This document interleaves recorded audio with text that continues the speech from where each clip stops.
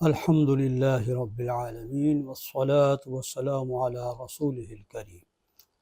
ناظرین محترم، عید الاضحیٰ کی آمد ہے، تو اس مناسبت سے آج ہمارا عنوان ہے حقیقت و آداب قربانی۔ اسی ذیل میں ہم کچھ تاریخ بھی بیان کریں گے قربانی کی۔ تو دیکھیے، قربانی کا جو لفظ ہے یہ قرب سے بنا ہے، یعنی قرب الہی اور رضا الہی کو حاصل کرنے کا بہترین ذریعہ یہ قربانی ہے۔ پھر اس قربانی کے بھی دو معنی ہیں۔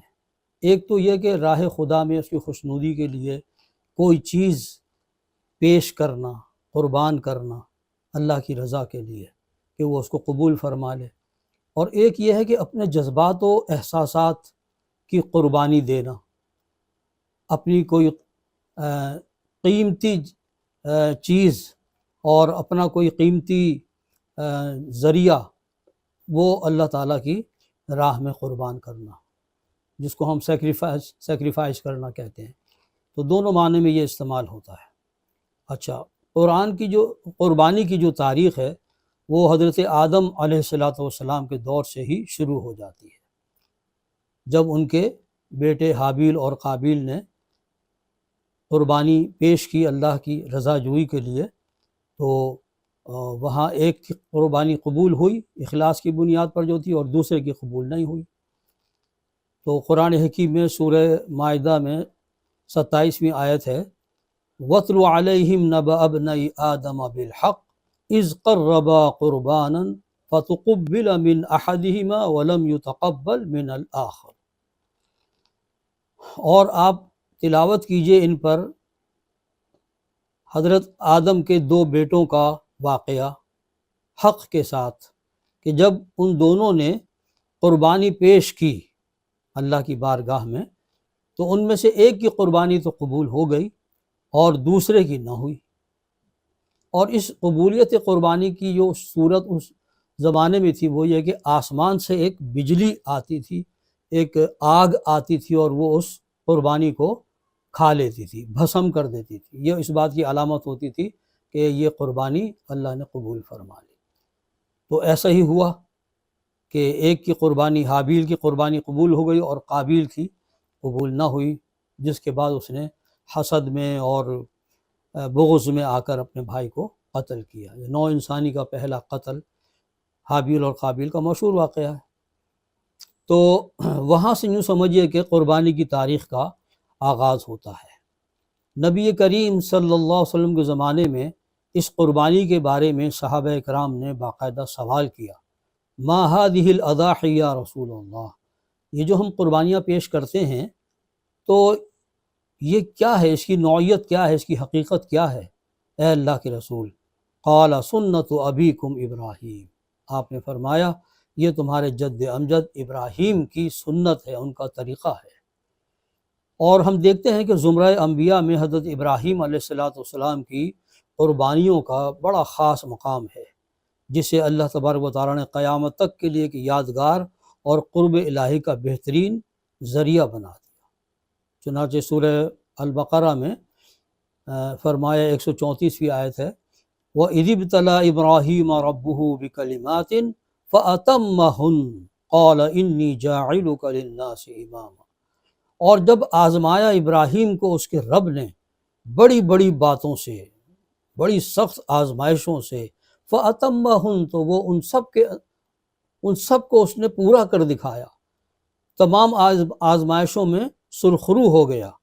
قال انی جاعلک للناس اماما، اللہ تعالیٰ نے تحسیناً فرمایا کہ میں تمہیں تمام نوع انسانی کا امام اور پیشوا مقرر کرتا ہوں، تمہاری اس ثابت قدمی اور تمام آزمائشوں میں سرخرو ہونے پر۔ اور اسی سلسلہ قربانی کا کلائمیکس کہہ لیجئے، ذروۂ سنام، وہ یہ ہے کہ حضرت اسماعیل علیہ السلام کی قربانی، جن کو ذبیح اللہ بھی کہا جاتا ہے۔ تو قرآن حکیم میں اس کا ذکر ہے کہ حضرت ابراہیم علیہ السلام نے اپنے بیٹے سے کہا کہ بیٹا میں خواب میں دیکھ رہا ہوں کہ میں تمہیں قربان کر رہا ہوں، ذبح کر رہا ہوں۔ بیٹا بھی بڑا سعادت مند تھا، تو اس نے کہا کہ ابا جان کر گزریے جس کا آپ کو حکم دیا جا رہا ہے۔ تو نبی کا خواب بھی حجت ہوتا ہے، وحی ہوتی ہے، اس میں کسی شک و شبے کی گنجائش نہیں ہوتی۔ تو لہذا حضرت ابراہیم علیہ السلام نے اپنے اس صابر و شاکر بیٹے کے تعاون پر اللہ کا شکر ادا کیا اور ان کو راہ خدا میں اپنے تئیں قربان کرنے کے لیے لٹا دیا۔ فلما اسلم وتلہ للجبین ونادیناہ ان یا ابراہیم قد صدقت الرؤیا۔ پس جب ان دونوں نے ہمارے سامنے سر تسلیم خم کر لیا اور لٹا دیا پیشانی کے بل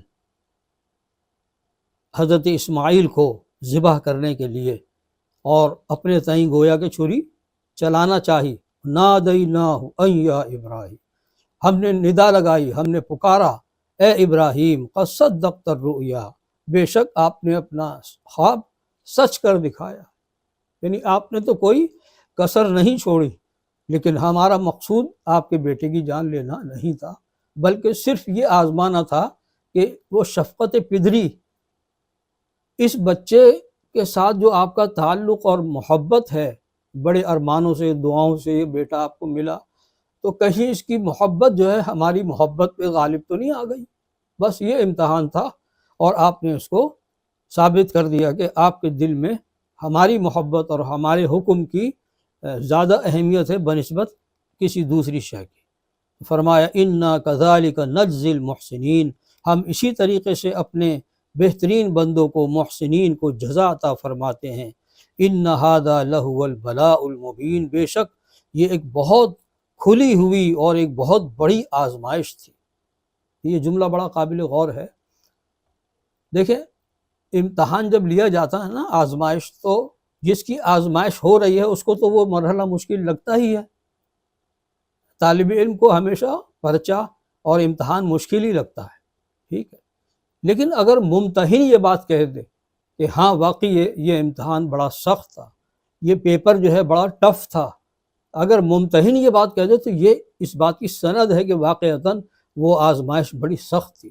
تو یہاں وہی الفاظ ہیں، ان ھذا لہو البلاء المبین۔ اللہ تعالیٰ خود فرماتے ہیں، جو ممتحن اعلیٰ ہیں وہ فرما رہے ہیں کہ بے شک یہ جو آزمائش ہم نے ابراہیم علیہ السلام کے اوپر ڈالی تھی، یہ بہت سخت اور بڑی کھلی ہوئی آزمائش تھی۔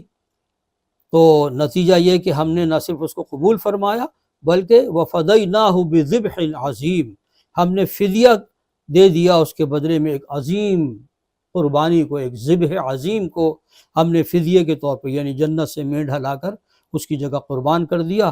وَتَرَكْنَا عَلَيْهِ فِي الْآخِرِينَ، اور ہم نے اس کو چھوڑ دیا بعد والوں کے لیے ایک دستور، ایک طریقہ، ایک سنت۔ سلام علی ابراہیم، آفرین ہے، سلامتی ہے ابراہیم پر کہ جس نے ہر امتحان میں اعلیٰ درجے میں جو ہے کامیابی حاصل کی۔ تو یہ ہے پیغام قربانی کا کہ ہم اللہ کی رضا جوئی کے لیے اپنی بہترین سے بہترین شے کو اللہ کی راہ میں قربان کرنے کا جذبہ رکھیں۔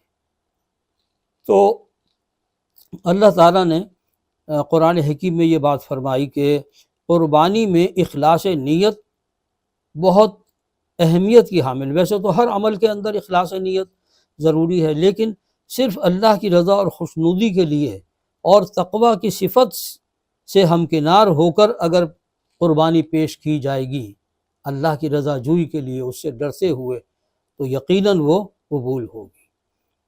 فرمایا کہ لن ینال اللہ لحومها ولا دماؤها ولکن ینالہ التقوی منکم، ہرگز اللہ کو نہیں پہنچتا نہ ان کا گوشت اور نہ ان کا خون، یعنی جو قربانیاں تم پیش کرتے ہو تو ان کا خون اور گوشت تو یہی رہ جاتا ہے نا، وہ تو اللہ تک نہیں پہنچتا۔ وَلَٰكِن يَنَالُهُ التَّقْوَىٰ مِنكُمْ، ہاں ایک چیز ہے جو اللہ تک پہنچتی ہے، اور وہ ہے تقویٰ، دینداری، للہیت، اللہ کی رضا جوئی کا جذبہ، اس کے قرب کی خواہش، یہ اگر ہے جس کو تقویٰ کا عنوان دیا گیا ہے تو یقیناً یہ چیز اللہ تک ضرور پہنچتی ہے۔ پتہ چلا کہ قربانی میں اخلاص اور تقویٰ کا بڑا اہم مقام ہے۔ اب ہمارا معاملہ یہ ہے کہ ہم عجیب عجیب ہماری نیتیں اور جو ہے وہ ہوتی ہیں۔ مثلا قربانی سے گوشت حاصل کرنے کی نیت کرنا کہ بھائی ہم قربانی اس لیے کر رہے ہیں کہ گوشت حاصل ہو جائے گا، تو یہ ایسی ہی نیت ہے جیسے قرآن حکیم کو پڑھتے ہوئے ہم ثواب کی نیت کرتے ہیں۔ قرآن تو کتاب ہدایت ہے نا، آپ جب بھی اس کو پڑھیں طلب ہدایت کی نیت سے پڑھیں، ثواب تو آپ کو خود بخود مل جائے گا، علیحدہ سے ثواب کی نیت کرنا ضروری نہیں۔ ایسے ہی قربانی جب ہم کر رہے ہیں تو ہمارا جو مقصود ہونا چاہیے وہ اللہ کی رضا جوئی، تقوی اور اس کا قرب پانے کی خواہش، باقی گوشت تو خود بخود مل ہی جائے گا۔ یعنی گوشت کی نیت کرنے کی کیا ضرورت ہے کہ جب کہ وہ خود بخود حاصل ہو رہا ہے۔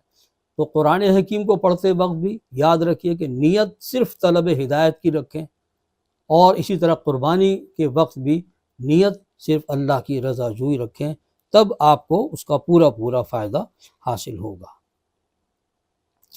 اچھا، یہ جو ہمارے ہاں ایک سلسلہ چل پڑا ہے نا قربانی کے معاملے میں، اس کے اندر بہت ساری خرابیاں بھی آ گئی ہیں، مجھے بہت سے لوگوں نے توجہ بھی دلائی ہے۔ تو مثلا دیکھیے کہ قربانی کے جانوروں کو مناسب جگہ پر نہ رکھنا اور گلیاں بند کر دینا، راستے بلاک کر دینا، اور پھر ان کی جو گندگی ہے اس سے جو ہے ایک اذیت کا ایک ماحول ہو جاتا ہے۔ اذیت مسلم ہے، سخت گناہ ہے۔ تو اگر آپ جانور لائے ہیں قربانی کے جانور، تو ان کو کسی ایسی جگہ رکھنے کا انتظام کریں کہ جس سے لوگ ڈسٹرب نہ ہوں، گلیاں بند نہ ہو۔ پھر یہ کہ نمود و نمائش اور فخر و دکھاوا، اگر یہ ہے خدا نخواستہ کہ اچھے سے اچھے جانور کا انتخاب ضرور کریں، لیکن اگر اس میں نیت دکھاوے کی یا فخر کی یا نمود و نمائش کی ہے کہ جی ہمارے پاس تو بڑی دولت ہے، ہم تو 4 لاکھ کا بیل بھی لا سکتے ہیں، 10 لاکھ کا بیل بھی خرید، اگر نیت میں دکھاوا ہے یا خود نمائی ہے تو یہ اس عظیم عمل کو ضائع کرنے والی شے ہے۔ اپنی نیت کو ہمیشہ خالص رکھیں اور اس کے اندر ہرگز کوئی ریا اور دکھاوے کا پہلو نہ آئے۔ پھر یہ کہ قربانی کے جانوروں کو اذیت دینا بھی بہت بڑا گناہ ہے۔ یہ تو اللہ کی طرف سے تحفے ہیں، تو ان کو بچوں کے ہاتھ میں دے کر وہ جناب دوڑے لگا رہے ہیں اور ان کو مار رہے ہیں، لڑوا رہے ہیں آپس میں، تو یہ بہت ہی غیر مناسب بات ہے۔ قربانی کے جانور کا احترام کرنا چاہیے، اس کو جو ہے اس طریقے سے اس کی بے وقعتی نہیں کرنی چاہیے۔ اور اسی طریقے سے قربانی کو جب ذبح کیا جاتا ہے تو اس میں بھی ایک بڑا اہم معاملہ ہے، وہ ہے کہ جلد بازی سے وہ قربانی خراب ہو سکتی ہے۔ حدیث مبارکہ میں ذکر ہے کہ جانور کی کم سے کم 3 رگیں کٹنی چاہیے۔ ویسے تو 4 رگیں کاٹی جاتی ہیں، ایک جو سانس کی نالی ہے، ایک جو غذا کی نالی ہے، اور 2 جو اس کے ارد گرد خون کی نالیاں ہیں۔ یہ 4 نالیوں کا، رگوں کا کٹنا ضروری ہے۔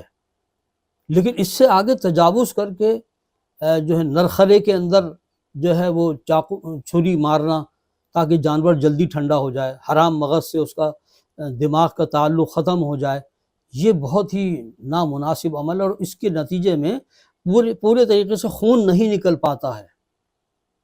تو لہذا اس عمل سے آپ قصائی کو روکیں، خود بھی یہ کام نہ کریں کہ وہ ذبح کرے، صرف وہ 4 یا 3 رگیں بھی اگر کٹ گئی ہیں تو قربانی صحیح ہو جائے گی، لیکن جو 4 رگیں ہیں بس وہ کٹیں، اس سے آگے بڑھ کر جو ہے نرخرے کے اندر چھری مار کر اور جو ہے وہ حرام مغز تک جو ہے وہ اس کو ڈسٹرب کرنا تاکہ جانور جلدی ٹھنڈا ہو جائے، یہ بہت ہی نامناسب بات ہے، اور یہ قربانی کو خراب کرنے والی چیز ہے۔ اللہ تبارک و تعالی ہمیں قربانی کی جو حکمت ہے، اس کے جو آداب ہیں اور اس کی جو عظمت ہے وہ ہمیں سمجھنے کی اور اس پر عمل کرنے کی توفیق عطا فرمائے۔ وآخر دعوانا الحمد للہ رب العالمین۔